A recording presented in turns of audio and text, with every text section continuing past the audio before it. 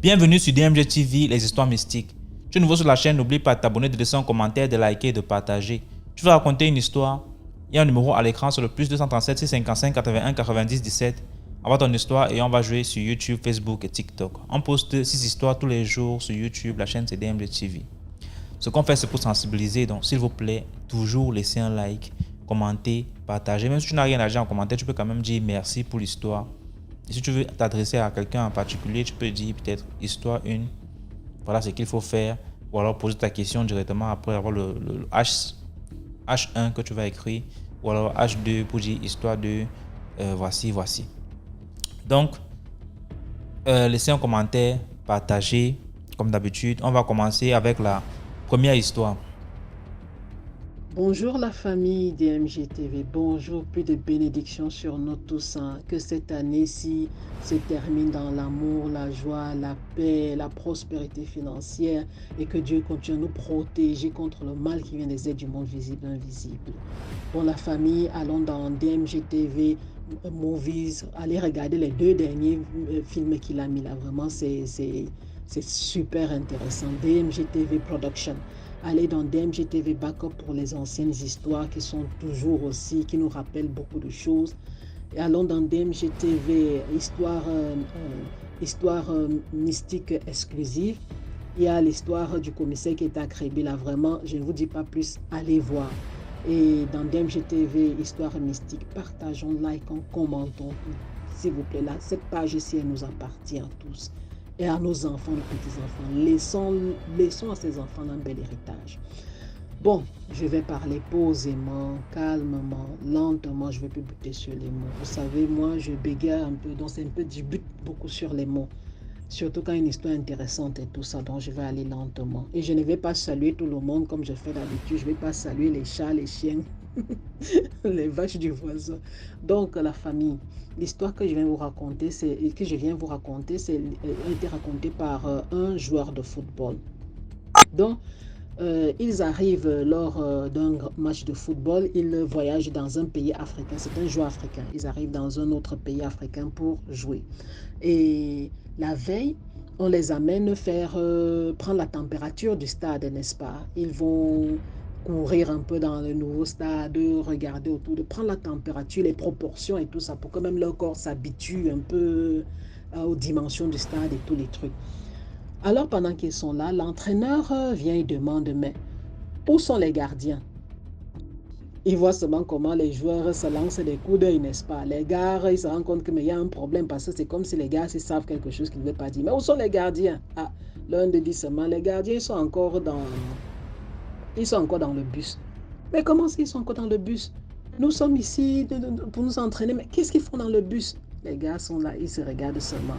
L'entraîneur, n'est-ce pas, il se rend compte, le sélectionneur aussi, il se rend compte qu'il y a quelque chose qui ne va pas. Il se dirige vers le parking, le bus. La famille, quand ils montent dans le bus, bien sûr, les joueurs ont suivi parce que le film indien, là, tu ne vas pas voir ça seul. Ce n'est pas, on ne va pas raconter les gens, là, toi tu viens témoigner. Ils arrivent alors, et l'entraîneur monte dans le bus, mais je vais donner pour le nom. Il trouve 2 gardiens dans le bus, n'est-ce pas? Au fond, disons, il s'appelle Emmanuel. Le gardien qui est devant, disons qu'il s'appelle Achille, d'accord, la famille? Il regarde.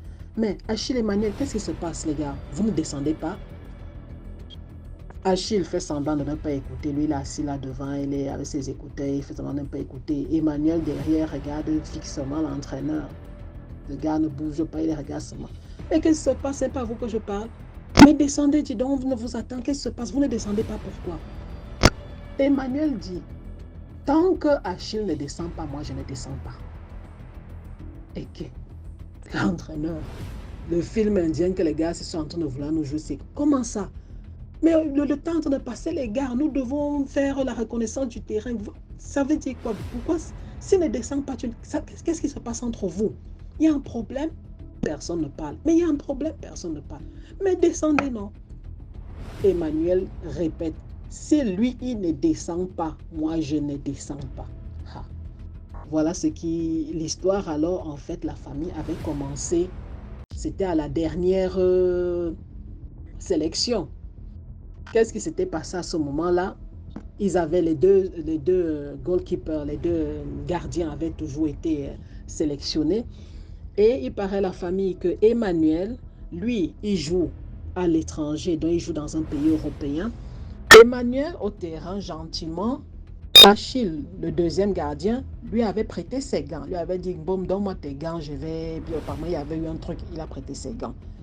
Emmanuel, alors, quand Achille alors lui remet ses gants plus tard, merci beaucoup mon frère pour m'avoir prêté tes gants.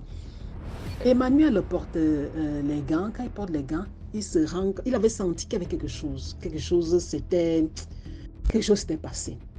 Mais bon, ils sont en plein match, en pleine compétition, ils n'ont pas le temps de trop réfléchir sur ces trucs-là. On joue les gars et puis après on rentre. Finalement, quand lui il arrive alors en Europe, il se rend compte, Emmanuel se rend compte que mais il est en train de perdre les sensations dans ses mains. C'est bizarre. Il ne sent plus la balle. Il est goalkeeper. Vous vous rendez compte qu'il est gardien de but. Il ne sent plus la balle, mais c'est grave. Alors, qu'est-ce qu'il fait? On l'amène dans tous les hôpitaux. Le club l'amène dans tous les hôpitaux. On fait tous les tests possibles. Tous les tests possibles, les gars, la famille, on fait tous les tests possibles. Il n'y a rien. Qu'est-ce qui se passe alors? Il se rend compte que non, ce n'est pas médical et tout ça, c'est mystique. Il appelle au pays, non? Il appelle son tradipraticien. Le tradipraticien regarde, le soigne et il retrouve les sensations. Mais le tradipraticien lui dit, le gardien à qui tu as prêté les gants là, chaque fois que vous devez jouer ensemble, ne permet plus jamais qu'il descende du bus après toi. Il faut qu'il descende avant toi. Dans la famille, ce qui est en train de se passer dans le bus, c'est ce que le tradipraticien avait dit. Il fallait que Achille, qui avait prêté les gants d'Emmanuel, descende avant lui. Emmanuel devait descendre après Achille. Sinon, il n'allait pas pouvoir attraper les ballons. Donc, vous rendez compte de la famille. Finalement, l'entraîneur a menacé. Lui, Emmanuel a dit, je suis désolé. Tant qu'il est assis là, moi, je ne descends pas. Si vous voulez, on arrête là. Ne m'appelez même plus. Mais moi, je ne descends pas tant que le gars qui est devant là ne descend pas. Finalement, Achille est descendu du bus. Puis Emmanuel est descendu à son tour. Et quand Emmanuel descend, il dit carrément, il dit à l'entraîneur, dorénavant, ce sera comme ça. Partout où on part, boss, celui-ci descend avant moi. Et c'est comme ça que ça s'est passé. Donc la famille,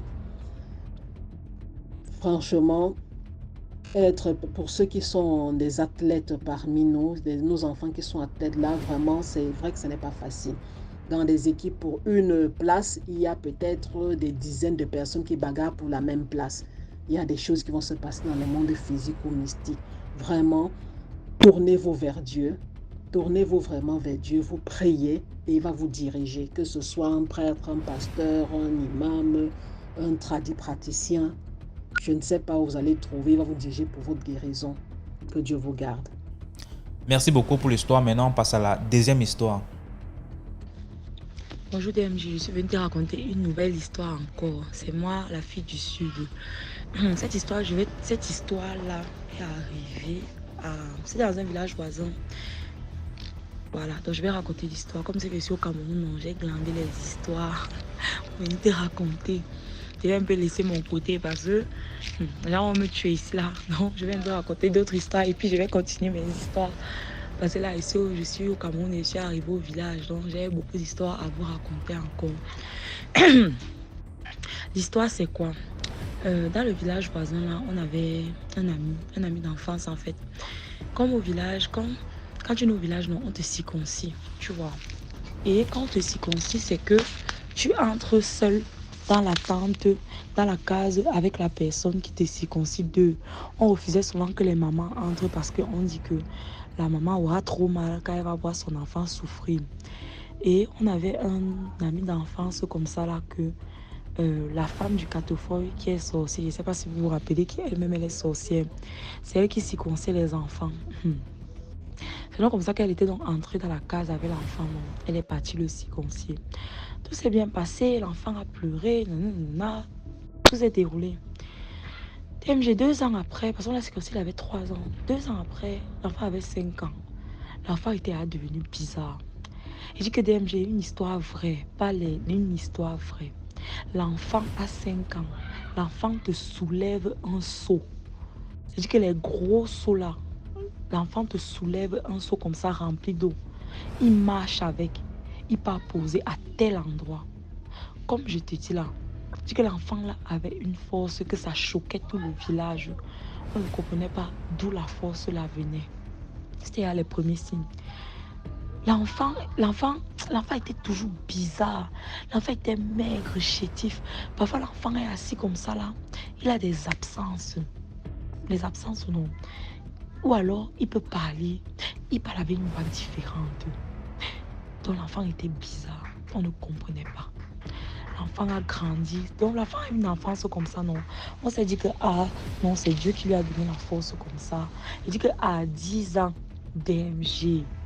Il dit qu'à 10 ans, l'enfant portait les gros troncs, les bouts de bois que un enfant de 10 ans ne doit même pas porter. L'enfant avait une force que on ne comprenait pas. L'enfant parlait avec différentes voix. Mais on a donc laissé. En grandissant donc, il devenait de plus en plus bizarre. C'est-à-dire que tu dors avec lui comme ça là. Tu le touches, il devient glacé. Il dit que glacé. Tu crois qu'il est mort. Et puis, tu vois quelques instants après, il devient à nouveau chaud. Tu vois, chaud, froid. On a décidé qu'on va l'amener chez la Lamimbo du village, de notre village, de mon village. C'est donc comme ça qu'on l'amène chez la Lamimbo pour interroger. C'est une vieille histoire pour interroger. On arrive donc chez la Lamimbo. La Lamimbo dit que l'enfant, si, il y a des trucs à l'intérieur de lui. On dit, mais il y a quoi à l'intérieur de lui? Qu'est-ce qui ne va pas? La Lamimbo dit qu'il va faire des trucs, l'enfant va parler lui-même, les gens là vont parler lui-même. Il a donc fait un traitement de quelques jours comme ça là. Et c'est donc comme ça qu'on a donc rassemblé les gens du village comme ça là. À rassembler les gens du village, donc l'enfant commence donc à parler. Les gens à l'intérieur de l'enfant parlent. Les voix commencent à parler que pourquoi vous venez nous déranger dans notre maison et tout. Ici, là, on a construit notre ville à l'intérieur de l'enfant. Quand on l'a circoncis, quand il avait 3 ans, on a profité pour construire notre ville. Donc, en fait, quand on l'avait laissé avec la femme là dans la case pour le circoncier, elle a profité, je ne sais pas mystiquement, pour construire une ville. Je dis que DMG, une ville à l'intérieur de cet enfant. Construire une ville, les magasins, les boutiques à l'intérieur de l'enfant, jusqu'à faire un hôtel. Oh, pourquoi voulez-vous nous enlever? On est bien ici, là. Apparemment, quand ils prennent l'avion, non, et que ils ont peut-être passé des carburants pour arriver. C'est comme ça donc qu'ils partent entrer dans l'enfant. Et donc, dans l'enfant, il y a l'hôtel. Et c'est donc là-bas que ils viennent rester à l'intérieur de l'enfant, dans l'hôtel à l'intérieur de l'enfant. C'est pour ça que parfois il entendait des voix et tout, et que certains prennent souvent possession de son corps. C'est pour ça qu'il avait la force en fait. Donc par exemple, si un adulte vient prendre possession de son corps, il a la force. Tu vois, un peu dire que non, on est bien ici, pourquoi vous voulez nous chasser? C'est notre maison, c'est notre base militaire ici là, dans l'enfant de Trouvière. Vous êtes entré comment? Vous avez fait quoi? Pendant la circoncision, on est entré. La même vous dit que lui, il ne peut pas traiter ça, que les gars là sont là depuis, parce que on a découvert ça, il avait 15, enfin, on a amené finalement, on a commencé à le traiter, il avait à 15 ans, donc les gars là disent qu'ils sont là depuis au moins 10 ans. Là, il vous dit que gars, moi je ne peux pas faire ça seul. Il faut appeler d'autres personnes pour qu'on traite l'enfant, parce que les combats qui vont venir ici, TMG, ils ont commencé les combats. Les combats, ils n'ont pas mis chez le prêtre ni. Ils ont commencé les combats là-bas, les traitements. C'est-à-dire que la lame nous faisait un cercle. Il dormait à l'intérieur du cercle. Il devait rester dans le cercle. Que s'il sortait du cercle, non. Les sorciers là, on devait le tuer parce que quand on l'enlevait du cercle, non. Son corps partait se jeter sur les endroits stratégiques. S'il se jette un peu mal là, il meurt. Son cou commençait à tourner. En fait, on essayait de casser son cou, de tourner son cou dans. En fait, on nous racontait qu'on essayait de le tuer par tous les moyens. En fait, pour ne pas qu'il sorte, il voulait le tuer. Donc, c'est comme ça que l'enfant là a dormi dans le cercle de DMG. 1 an de traitement pour que l'enfant là, pour les expulser. 1 an de traitement. il est bavardage dans le village. Les gens ont combattu cette histoire. C'est-à-dire que la Lamimbo dort comme ça là. Sa maison s'effondre sur lui. Sa maison s'effondre sur lui. Il ne meurt pas. Il va au champ comme ça. L'arbre veut tomber sur lui. Il va faire quelque chose. La voiture veut le cogner. C'est-à-dire que non. On le combattait pour ne pas que l'enfant là soit délivré. Ne pas que l'enfant là soit libéré. C'est donc comme ça qu'un an après, parce que pendant un an, il a dormi dans ce cercle. Comme il te dit là, si il faisait tout dans le cercle. Quand il veut faire ses besoins, on amène le pot, on lui donne. Quand il veut se laver, il se lavait dans le cercle là. En fait, c'était comme ça qu'il vivait, en fait. C'est donc comme ça qu'un an après, comme ça là, une fois comme ça, il a commencé à se tordre comme un serpent. Tu vois les serpents quand il se tord. DMG, il a commencé à vomir la fumée noire. Mon oncle me dit qu'il a vomi la fumée noire. Il a vomi même pendant 5 minutes. La fumée sortait seulement. Vomi, crier, se tordre de douleur. Crier. Il a me fait comme ça pendant 5 minutes. Dès qu'il a fait comme ça là, on a continué les traitements. Et je crois qu'il avait encore fait 3 mois dans le cercle là. Puis c'était grave au village. Dès que les 3 mois sont passés, c'est là qu'il a pu sortir du cercle. Mais jusqu'à présent, c'est un peu compliqué parce que il est toujours bizarre, tu vois. Il n'est plus comme avant. Parfois, il peut toujours avoir des absences. À cause de ça, il ne parle même plus bien. Bref, il a vraiment eu beaucoup de séquelles physiques et psychologiques. Là, il vit au village comme ça, il est là. Parfois, il a la tête, parfois, il n'a pas la tête. Mais il se rappelle encore de ce qu'il a vécu, tu vois. Il dit, il est là comme ça, il peut par exemple dire, oui, moi j'avais telle personne qui venait rester dans mon ventre, il y avait tel président qui restait dans mon ventre, il y avait tel ministre qui restait dans mon ventre.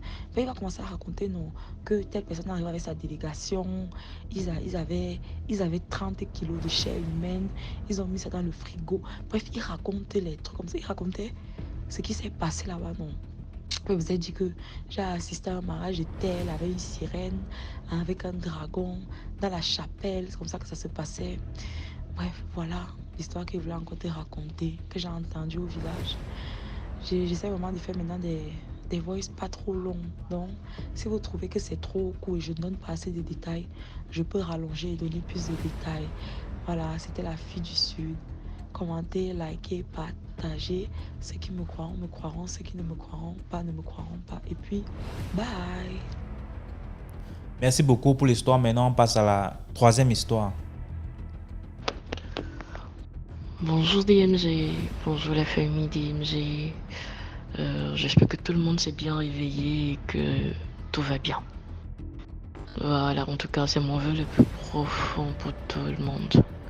La santé, la prospérité et surtout beaucoup de sagesse. Bon, mon histoire n'est pas longue, hein, elle est très courte. Non, j'espère que, franchement, ça peut édifier quelqu'un. C'est pas mon histoire personnelle, mais c'est ma tante qui me l'a relaté. Donc je dirais familiale alors. Voilà un peu ma tante. Autant c'était une femme qui vendait et faisait à ticket poisson. C'est la dame qui pouvait vendre 4 à 5 plateaux par jour. Hein. Les poissons, selon ce qu'elle disait, ça commençait à partir de 300 à 3000 francs, autant, hein. Autant, quand je dis autant, 2003, 2004, donc vous voyez qu'il y avait l'argent. Et il ne manquait vraiment de rien, il avait 2 comptes en banque et tout ça. En tout cas, il avait une best life, comme on le dit.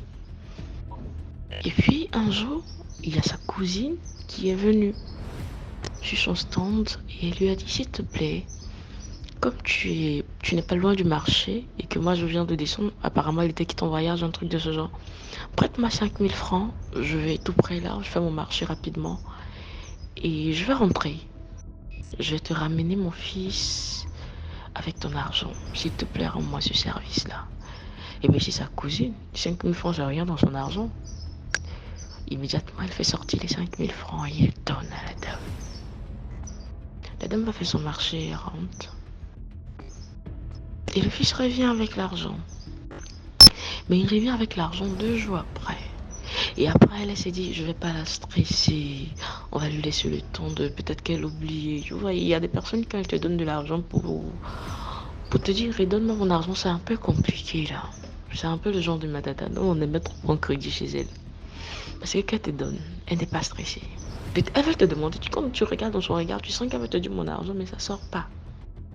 Donc elle laisse la dame et, comme j'ai dit, là, 2 jours après, la dame envoie son fils pour lui dire, ah voilà, maman dit de te remettre. L'erreur qu'elle n'aurait pas dû commettre. Elle reprend son argent, c'est son argent. Sans arrière-pensée, c'est ça.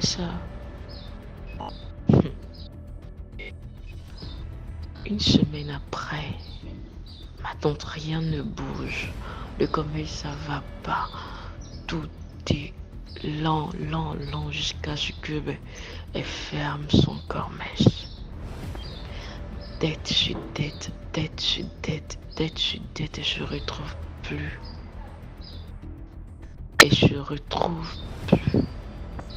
Pendant ce temps, ma tante qui est venue demander les 5000 là, elle, ça a pété. C'est comme si, je sais pas comment je vous dis ça. On va dire plus de bénédiction. Et elle a commencé à se retrouver. Pourtant, elle ne faisait rien en fait. Elle ne travaillait même pas. J'étais de ménage, elle ne faisait rien. Mais elle a commencé à avoir de l'argent, on ne sait pas comment. Jusqu'à ma tante qui vend là, il est tombé malade, gravement malade. Il a maigri comme un balai. Elle a commencé à avoir des problèmes de vision. La dent, toutes ses dents ont commencé à quitter. Elle a commencé à se sentir mal. Elle a vieilli en moins d'1 an. Elle a vieilli. Quelqu'un qui était dans les 42 sont bien portants. Les jolies femmes que vous trouvez, les jolis cheveux, tout. Elle est devenue comme une maman de 80 ans. Toute vieillie, ramollie d'une manière. Donc un jour, il y a une amie à elle qui lui dit, c'est pas normal. Va consulter. Elle dit non, elle est chrétienne. On dit, on te demande pas d'aller faire sacrifice, va juste voir. Elle se rend sur une voyante, on lance les courriers et c'est là qu'on lui dit, tu as donné de l'argent à quelqu'un une fois. Elle dit, mais je donne de l'argent à beaucoup de personnes. J'aide beaucoup de personnes. On dit non, à une personne de ta famille, 5000 francs précisément. Elle fait le lien, elle dit, ouais, j'ai donné de l'argent à ma soeur. On dit, la soeur a pris ton argent et elle allait travailler ton argent. C'est comme si elle a fait un échange d'aura, échange d'énergie et de trucs. Donc tout ce qui était chance sur toi, tout ce qui était opportunité, tout ce qui était bien, elle se l'est transféré à elle et elle t'a redonné de la poisse. Ce qui fait que tu as tout ça aujourd'hui. Elle dit qu'elle est sortie de là, elle était assommée. Et s'est dit, mais qu'est-ce que je lui ai fait de mal? J'ai toujours été gentille avec tout le monde, pourquoi? Donc elle va confronter la tante et la tante lui dit, ouais, c'est ça. Pourquoi est-ce que toi tu veux être à un start pendant que nous avons fait des études, on n'a même pas de travail, on est quelque part là, c'est dû, et toi tu t'es arrêté seulement en 4e, tu pètes la forme, tu pètes les sous, je pense que c'est tout le monde qui est content de te regarder. En tout cas, ce qu'ils ont dit là, c'est pas faux. Maintenant, ce que toi tu peux faire pour pallier à ça, tu le fais. Mais moi, en tout cas, je te dis franchement, de là où on est là, c'est même pas possible. Et je vous dis jusqu'aujourd'hui, ma tante, elle est dans une misère qui dit pas son nom. Tandis que ma deuxième tata là, elle pète la forme, elle pète les sous. Et elle se cache même plus. C'est-à-dire tout le monde sait que c'est une sorcière, elle s'en fout. Donc vraiment, je sais pas quelle morale je dois donner à ça, ou quelle moralité plutôt. Mais je dirais, faisons attention. Avant de donner ton argent à quelqu'un, il faut prier. Même si c'est ta petite soeur, manière de parler. Il y a des petites soeurs même qui sont vieuses. Même si c'est ta mère, même si c'est ta tante. Moi, généralement, depuis qu'elle m'a raconté ça, je fais toujours les Orange Money. Parce qu'apparemment, on dit c'est quand ça sort de ta poche. Quand tu l'as touché, quand tu l'as manipulé, que tu donnes, on peut travailler. Donc moi, quand tu me demandes, je dis, je pars, mais laisse-moi rentrer, je vais te faire un Orange Money. Laisse-moi rentrer, je te fais un truc. Ça sort jamais de ma poche. Quelle que soit ta somme, même si c'est 1000 francs. Parce que je me suis dit, oh, on va donner au Dior. Il y a problème. On dit on donne aux mendiants. Il y a problème. On donne encore aux gens de notre famille. Il y a encore problème. Il y a encore problème. C'est-à-dire aujourd'hui, la dame se retrouve seule avec ses enfants en train de... Oh. Quelqu'un hier qui n'avait même pas besoin de 1000 francs. Elle nous appelle, surtout moi qui suis la plus petite. Est-ce que tu peux me prêter 5000 francs? Souvent j'ai les larmes aux yeux. Je me dis la vie, on ne connaît pas demain. C'est vrai, on doit être gentil. On ne doit pas être naïf. On doit partager, mais avec le discernement. On doit faire des dons, on doit faire des faveurs. On doit ouvrir son cœur. Mais une nuance de sagesse pour éviter que demain nos enfants en payent. Parce qu'aujourd'hui, ce sont ces enfants qui en payent. Ils n'ont pas la vie qu'ils doivent avoir, qu'ils méritent. Puisqu'il y a quelqu'un là-bas qui a échangé. C'est vraiment triste. Quand elle m'en parlait, je me suis dit, ça peut édifier quelqu'un. Il y a des gens qui sont gentils là, qui disent donner, à la va t'asseoir sans même dire Seigneur, s'il te plaît, mon argent que je donne là, fait en sorte qu'il n'y ait pas de retour négatif et autres. Essayons vraiment de voir si on peut être plus prudent, si je peux dire ça comme ça, parce que c'est un témoignage vivant.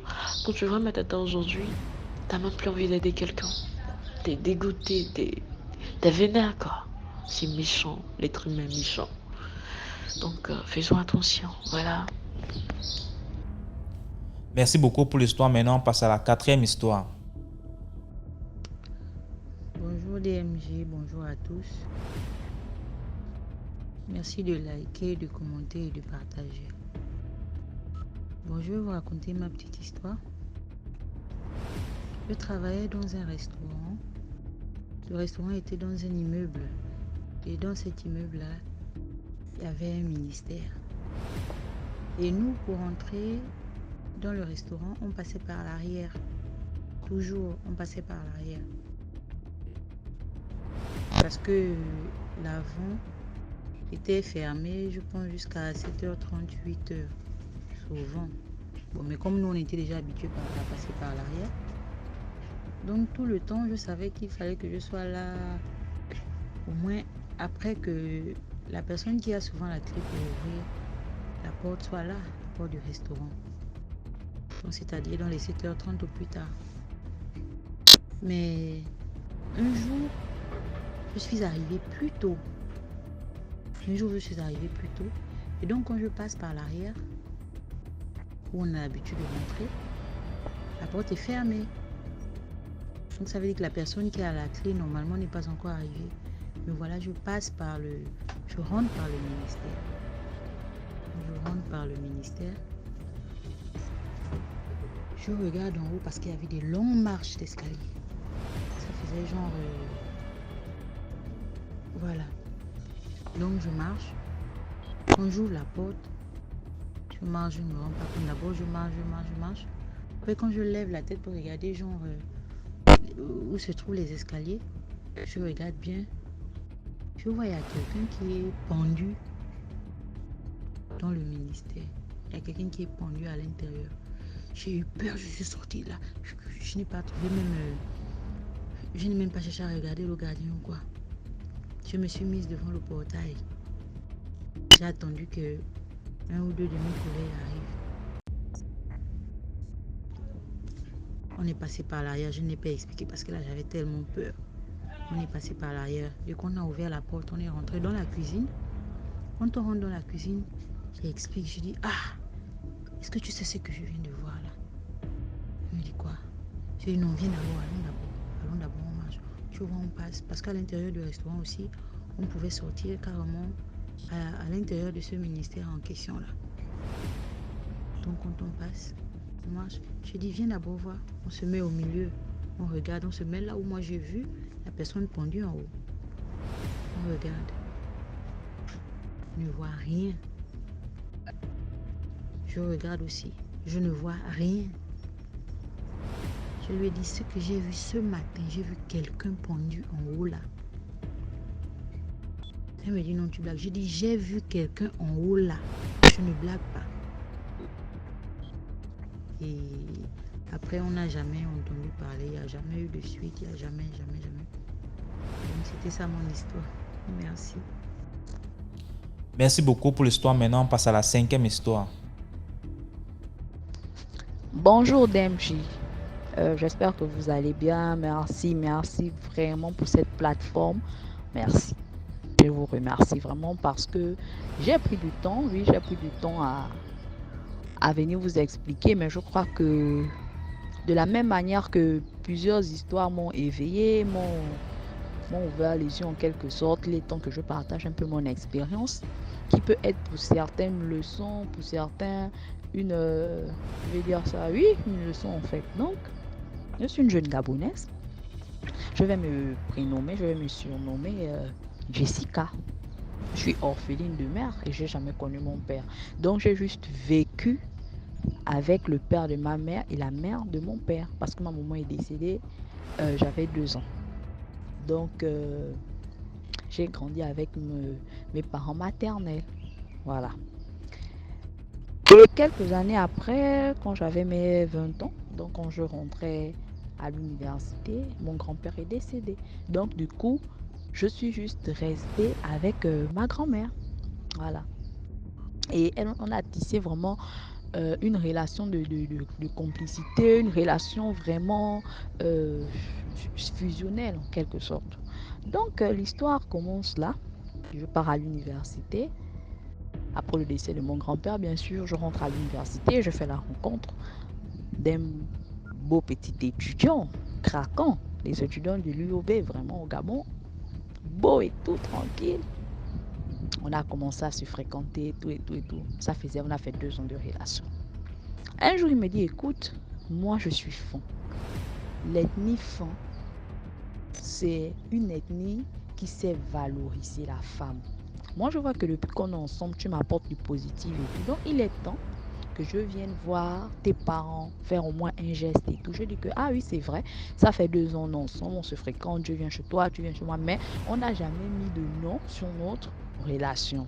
Donc, vu que la décision vient de toi, il n'y a pas de souci, mais je vais d'abord avertir à mes parents. Donc, j'ai un peu réuni les sœurs de ma mère, les oncles, essayer un peu de parler. Donc, ma grand-mère s'est opposée. Non, tu ne peux pas me dire que tu vas épouser un Fon et tout, beaucoup de choses. Tu ne connais pas les Fons, ils sont comme ça, ils sont comme ça. Je dis que, le gars en question, là, avant que tu ne saches qu'il était Fon, là, il venait ici te donner la nourriture. Il te répondait à tes petits besoins. Quand tu l'appelais que j'ai besoin de ça, excusez-moi, c'est l'avion qui passe. Quand tu appelais que j'ai besoin de ça, j'ai besoin de ça, j'ai besoin de ça, il répondait. Maintenant, aujourd'hui, il veut faire du sérieux avec moi. Toi, tu dis que tu n'es pas d'accord. Tu n'es pas d'accord, il y a eu quelques... Elle m'en a fait la guerre pendant 1 mois dans la maison. Je lui ai dit que moi, je vais partir. Je vais. Il va venir me voir. Même si tu n'es pas d'accord, il va venir me voir et tout. Elle a commencé à me lancer des paroles de malédiction. Je vais te marier avec lui quand je vais mourir. Et tout. Je dis que, je suis partie. J'ai dit au gars que, je vais le prénommer Ghislain. J'ai dit, Ghislain, voilà un problème qui se pose. Il me dit que, ta grand-mère et moi, on n'a jamais eu un problème. À chaque fois que je viens te voir, je fais un petit marché. Je suis respectueux. Mais il y a eu quel problème? Au lieu d'employer la force avec ta grand-mère, essaie d'aller dans la douceur pour qu'elle essaie de t'expliquer réellement le fond de son problème. Parce que ce qui est sûr, c'est que peut-être que j'ai dû la vexer sans me rendre compte et tout. Donc, essaie un peu de... J'ai dit, ok. Un soir comme ça, j'ai acheté les jus. Comme elle aime manger les saucissons à l'ail là. J'ai acheté saucissons à l'ail, j'ai acheté pain de mie, j'ai acheté le beurre, j'ai acheté des petites choses qu'elle aime manger comme ça. Avec les jus, je suis partie. Je me suis mise à genoux. J'ai dit, mamie, toi tu t'es mariée, tu avais 20 ans. Tu as croisé mon grand-père, vous avez fait les enfants. Vous m'avez fait. Il est temps que moi aussi, dans mes 22 ans, je trouve quelqu'un qui puisse me situer, je puisse faire des enfants et tout. Mais pourquoi tu t'opposes, quoi? Tu ne veux pas mon bonheur. Est-ce que malgré le peu que je gagne là, je ne m'occupe pas de toi? Est-ce que quand j'ai un petit 100 francs, je ne te donne pas? Est-ce que quand tu es malade, je ne trompe pas, je ne panique pas? Elle me dit si. J'ai dit que, mais pourquoi tu veux t'opposer à mon bonheur? Tu as vu comment le petit garçon là se comporte avec moi. Tu as vu, peu importe la cérémonie qu'on a, que ça soit au village, que ça soit à Libreville, que ce soit partout, il vient. C'est parce que quelque part, il veut. Il y a quoi? C'est quoi l'histoire? Elle me dit non. Jessica, ce n'est pas Ghislain le problème. Le problème, c'est son ethnie. Je dis que nous sommes au 21e siècle. Les histoires d'ethnie là, c'est quelle histoire? Ça là, ça sort encore d'où? On ressuscite ça là encore où? Ça là, ça sort où? Nous sommes des intellectuels. Les années passent, les mentalités changent. C'est quelle histoire que tu vas venir me raconter que à cause de l'ethnie, tu ne veux pas? Maintenant, si c'est mon bonheur qui se trouve chez un fan, tu vas dire non. Donc, si tu dis non à Ghislain et que Dieu a dit que j'ai ma côte là, j'ai pris ça chez Ghislain. C'est la côte de Ghislain. Vous savez, la côte de Ghislain qu'on m'a formée. Donc, si je ne me marie pas avec Ghislain, je vais marcher dans tout le monde, je ne vais jamais me marier. Oh non, c'est pas ça. Je dis, il faut me dire. Dis-moi réellement ce qui se passe. Je vais essayer de comprendre. Parce que si tu ne me dis pas, moi aussi, je ne pourrais pas accepter que tu veux gaspiller ma vie et on va se discuter. Tu m'as élevé, tu es ma mère. Tu sais que sans ta bénédiction, il serait très difficile pour moi de me marier. C'est quoi le problème? C'est comme ça, elle commence à me raconter l'histoire.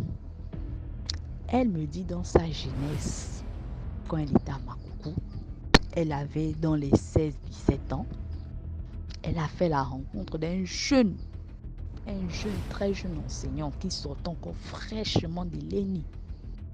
Il était venu, il était de passage à Makoukou. C'est comme ça qu'elle a fait la connaissance du gars. Ils se sont appréciés, mais il était fondoyem. Dans les bas-fonds, dans les villages. Je rappelle que ma grand-mère, elle a fêté, en ce mois d'août là qui finit là, ma grand-mère a fêté ses 82 ans. Donc, quand elle avait 16 ans, les villages du Glamon, c'était encore des villages vraiment ça c'était vraiment des camps, des campements. Ce n'était pas vraiment des villages où les gens avaient une réflexion poussée, machin. Voilà. Donc lui, il était du grand nord, comme on appelle ici. Il était là-bas, dans les villages du fin fond de l'État. Ils ont fait la connaissance, ils ont flirté, machin. C'est comme ça, lui, il voulait aller passer ses congés au village, chez lui, dans son village au Grand Nord. Je crois que c'était dans des années passées. Hein. Je vous rappelle que ma grand-mère a déjà 82 ans en ce moment, en 2024. Donc, quand elle avait 16 ans, l'histoire se passe quand elle avait 16 ans, 17 ans. Donc, il y a un écart, c'est pas de maintenant. Donc, c'est comme ça, il lui propose. Il lui dit que, j'ai déjà fait un mois ici, mais comme j'ai pris mon diplôme, je voudrais aller fêter mon diplôme avec mes parents, ma mère. Et comme on a aussi des cérémonies au village, dans mon village, des retraits de deuil, moi je vais partir. C'est comme ça, il propose maintenant à ma grand-mère que, il faut m'accompagner. Ma grand-mère dit que, je ne suis jamais partie là-bas, je ne suis jamais sortie de ma province et tout, beaucoup de choses. Il arrive à convaincre ma grand-mère. Ça, ma grand-mère dit que, je vais aller aussi convaincre mes parents. Ils sont partis. Mais la famille était divisée. Il y a d'autres qui ont accepté, d'autres qui ont refusé. D'autres ont dit que, quelqu'un que tu ne connais pas, on ne connaît même pas où il t'emmène, on ne connaît pas. Elle a dit non, la têtutesse de l'amour. Quand tu es jeune, tu tombes amoureux. Elle a dit non, moi je vais partir, je l'aime, il va me faire quoi? On va juste pour 2 semaines, c'est tout. On ne va pas arriver là-bas, on ne va pas durer, machin. Ça, sa tante a dit que, ma fille, ce que tu fais là, est-ce que tu es sûre? Oui, je suis sûre, machin. Nous-mêmes, on connaît la puberté, l'adolescence. Je suis sûre et tout, beaucoup de choses. Ok. Bonjour. Ok, d'accord. On essaie de la retenir là, coucou. Elle a voulu jouer au têtu. Les parents aussi ont dit, ok, d'accord, il faut partir. Voilà comment ils sont partis, ils sont pris la voiture, ils sont partis. Elle m'a dit que là-bas, c'était les pistes. Ce n'était pas la route. La route peut peut-être s'arrêter. La route praticable par des véhicules peut peut-être s'arrêter même à 15 km. Le reste là, vous marchez. Mais il y avait une voiture qui faisait, je vais dire ça comment, une voiture qui faisait des livraisons entre les villages. Donc la boisson rentrait par le Cameroun. C'était une grande voiture qu'on appelle le Canter. La boisson rentrait par le Cameroun et puis la voiture traversait jusqu'à Makoukou. Donc c'était la seule voiture qui pouvait vraiment affronter ces petites pistes et tout. Ils sont arrivés au village. Elle me dit que ça, c'est pas un village. C'était un campement. Ils sont arrivés. Ils ont présenté enfants. Tu sais que c'était vraiment des villages reculés. On ne parlait que la langue, machin. Les gens n'étaient pas l'enfant. Mais comme chez nous, dans notre province à Makoukou, les Kota cohabitent avec les Fans, les Kouélé. Donc, si tu es vraiment vif d'esprit, tu peux facilement essayer d'écouter quelques mots. Tu peux vraiment écouter. Par exemple, il y a des Kota qui comprennent le Fang, il y a des Fang qui comprennent un peu le Kota, le Kouélé, un peu les trucs comme ça, parce que ce sont les ethnies qui cohabitent un peu dans cette province-là. C'est comme ça, boum. Ils sont rentrés 1 jour, 2 jours. Le 3e jour, on a appelé son mari pour faire une réunion au chef, au camp des gardes, au corps de garde. Pardon. Ils ont fait là-bas. 3e jour, ils ont fait la réunion là-bas. Coucou. Quand le mari revient, quand le monsieur Fonla revient maintenant vers ma grand-mère, il change d'humeur. Il rentre dans la chambre. Il commence à faire les bagages. Ah, ça ma grand-mère dit que tu fais les bagages à quoi? Oh non, j'étais là-bas, j'ai reçu un télégramme, parce qu'à l'époque c'était les télégrammes. J'ai reçu un télégramme du ministère de l'Éducation. Je dois rapidement monter, aller valider si c'est mon quoi pour l'affectation. Ça ma grand-mère a dit, ok d'accord, on va arranger les bagages. Ceci dit à ma grand-mère, non, toi n'arrange pas les bagages. Puisque ma mère, c'est le monsieur qui dit maintenant à ma grand-mère que, vu que ma mère a déjà trempé le manioc, elle a déjà commencé à faire les trucs qu'on devait monter avec. C'est qu'elle a ce que moi je fais seulement 2 jours. Parce que quitter du village en question, du campement en question, jusqu'en ville, jusqu'au Yem Centre, il faut au moins 2 jours. Parce que vous partez là-bas à pied, après vous cherchez encore les voitures. Donc c'était quand même une distance un peu...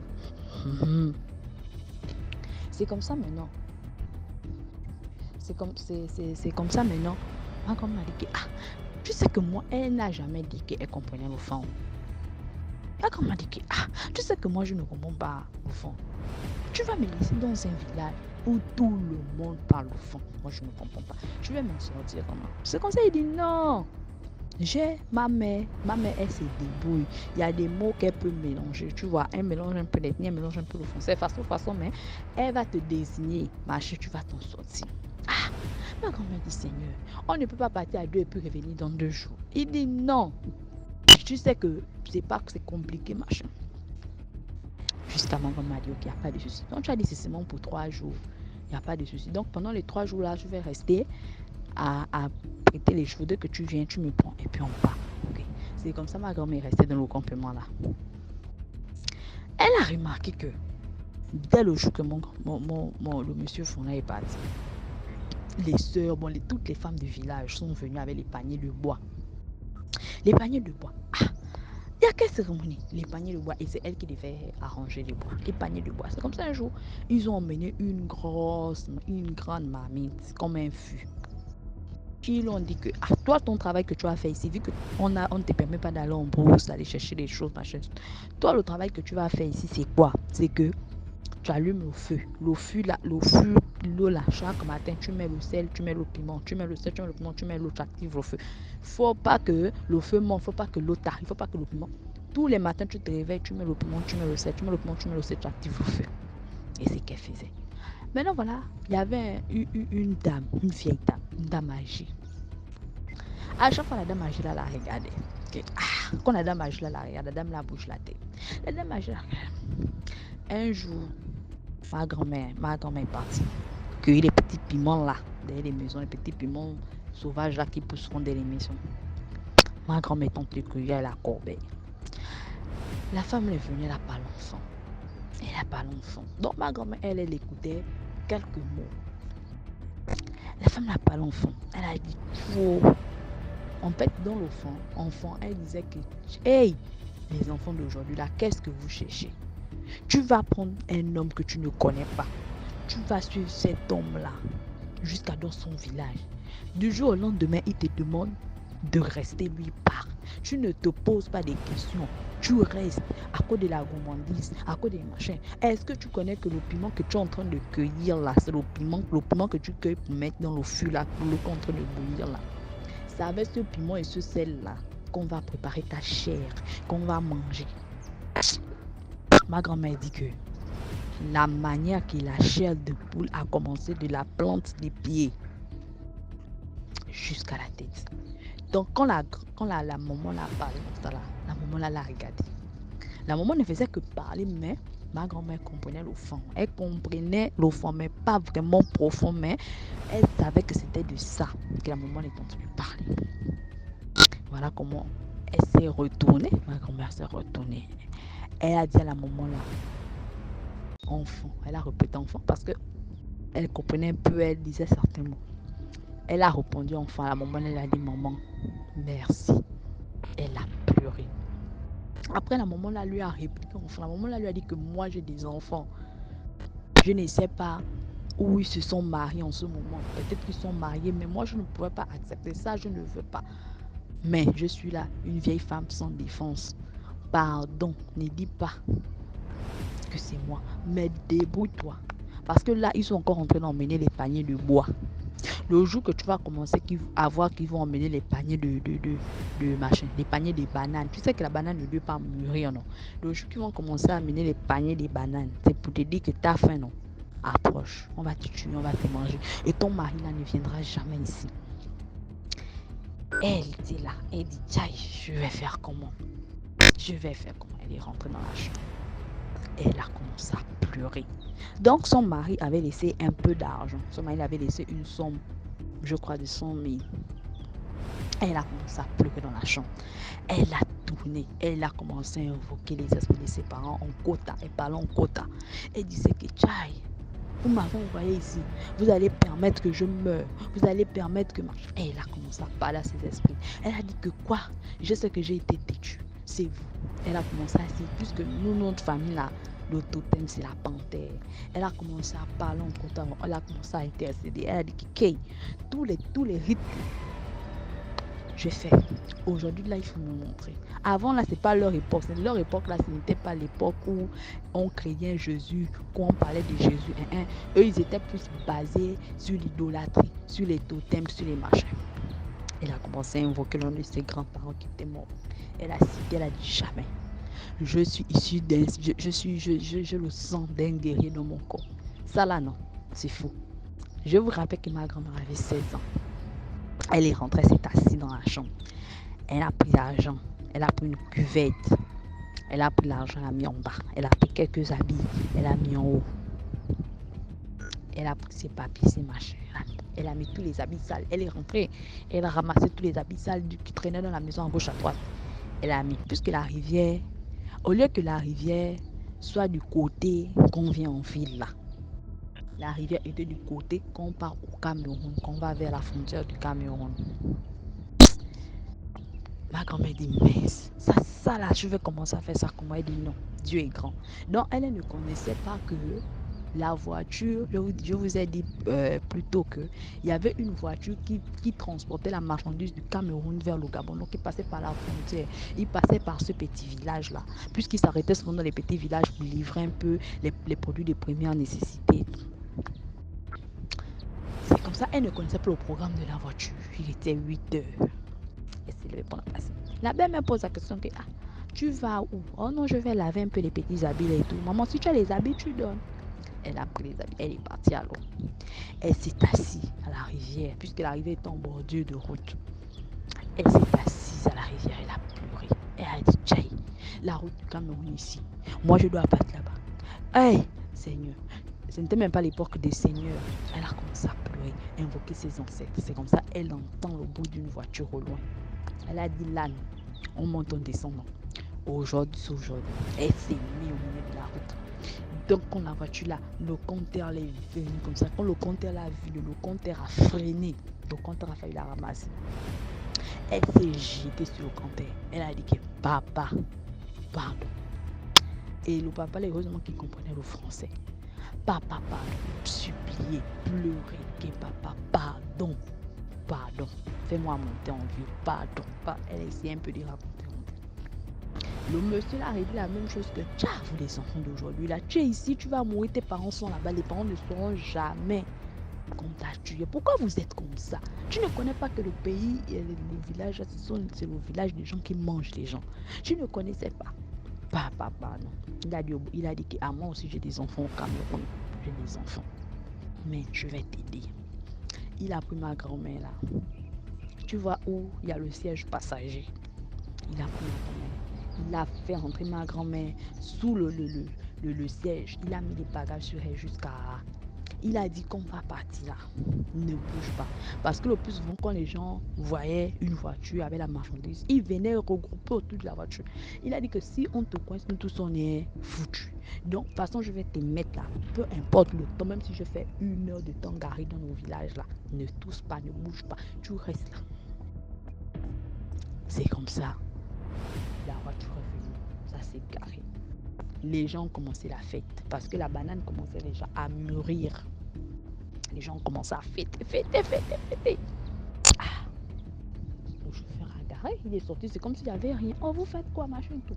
Donc le chauffeur là aussi était fan du Cameroun. C'est comme ça ils ont expliqué au monsieur l'enfant que on a notre fils là qui est pauvre, qui est enseignant, il a emmené une femme, machin, pour le sacrifice et tout. Ah bon, oui, elle est où? Et lui il a monté, il posé la question, elle est où? Oh non. Elle est partie. Ah oui, la jeune fille que j'ai laissée en train de laver les habits. Ah oui, mais elle est en train de laver les habits. Bientôt elle finit. Je lui ai dit de vite finir pour monter en brouillard quoi. Ah oui, surtout quand si elle lui rencontre, on va y là. Ah oui, machin. Bon, moi je pars. Il a dit à ma grand-mère là, soulève la tête. Regarde le monde qu'il y avait. Ils étaient en train de fêter, commencer à placer les choses, amener à les gens. Parce que quand il devait arriver de l'eau là, c'était directement la mettre dans la marmite là, la tuer pour la manger. Il a démarré. Ils ont roulé peut-être 15 km. Ils ont roulé 15 km comme ça. Après, il lui a dit, sors de ta cachette, assieds-toi. Il lui a dit, ma fille, tu restes. Oh, je t'ai dit, ma coco, je suis de quel machin. Il expliqué. Le monsieur là, on lui est... Ils sont arrivés à Makoko, ils sont allés jusque dans la maison de ma grand-mère. Jusqu'à dans la maison. Le monsieur l'a expliqué dans les conditions, machin. Il a dit à ma grand-mère que plus jamais, ne prends plus jamais de ton existence. Donc, depuis ce jour-là, elle n'avait plus de nouvelles de l'enseignant. Ils ont essayé de mener un peu les enquêtes et tout. On n'avait plus de nouvelles de l'enseignant. La vie a continué. On ne sait pas comment ça s'est passé, comment ils ont fait dans leur village avec leur fête. On ne connaît pas comment ils ont fait. Un monsieur là aussi qui l'avait aidé là aussi, il est retourné au Cameroun. Mais on dit que eux, ils avaient su qu'elle était passée parce qu'elle n'était plus après lui là, non. On ne l'avait plus revue. Donc, il n'était plus repassé par la route du village. Il avait maintenant emprunté un autre chemin. Il était parti. Je ne crois plus qu'il vit encore ou bien en tout cas. Bref, quelques années plus tard maintenant, c'est là ma grand-mère croise. Elle fait maintenant la rencontre de mon grand-père. Elle avait, je crois, déjà dans les 20 ans, 21 ans. Elle croise maintenant mon grand-père. Mon grand-père, il était policier. Ils sont maintenant venus à Libreville. Et quand ils venaient à Libreville, à l'époque, on appelle ça comment? Ils habitaient à Kébé, au quartier à Kébé. C'est comme ça, un jour, elle se lève pour aller au marché. Elle voit l'enseignant en question là.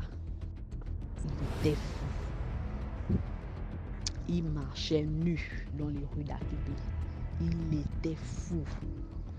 Elle dit que je me suis mise comme ça, je l'ai regardé, j'ai pleuré. J'ai dit que c'était ça normalement le sacrifice. C'était moi son sacrifice, donc il devait me sacrifier. Elle m'a expliqué l'histoire, elle a pleuré. Elle a dit que voilà pourquoi j'ai ce mauvais souvenir avec les femmes. J'ai ce mauvais souvenir. C'est pas que j'ai quelque chose contre Ghislain. C'est parce qu'il est fort. Et moi, je me dis que quand tu seras en couple avec lui, forcément, tu vas aller dans son village. En fait, elle était tellement traumatisée par cette expérience, quoi.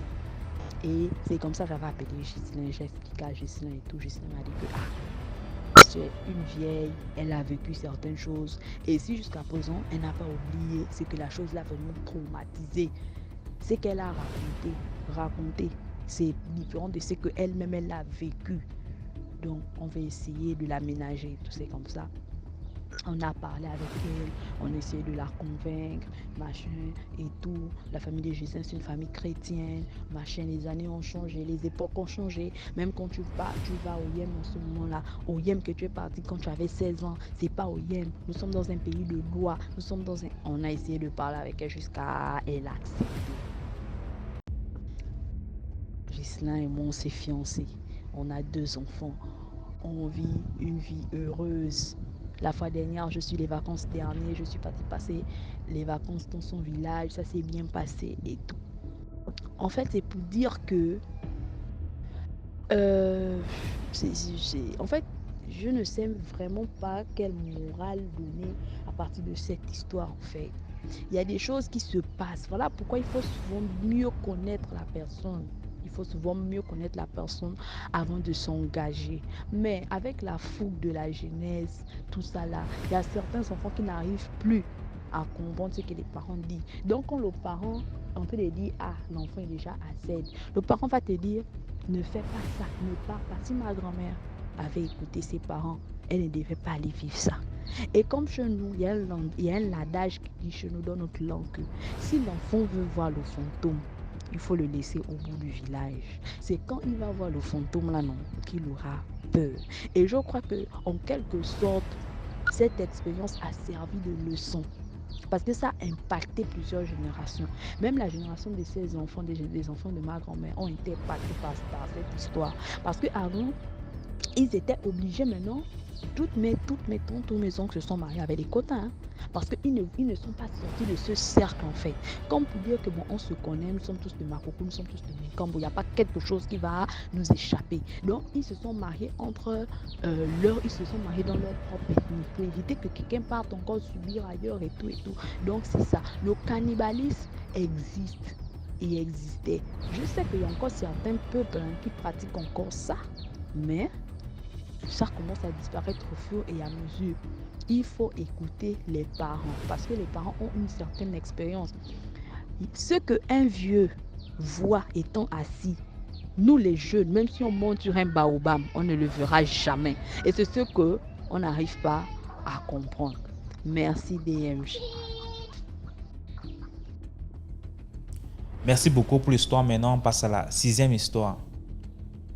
Bonjour DMGTV, bonjour à la famille DMGTV. Plus de bénédictions sur nous tous, la famille.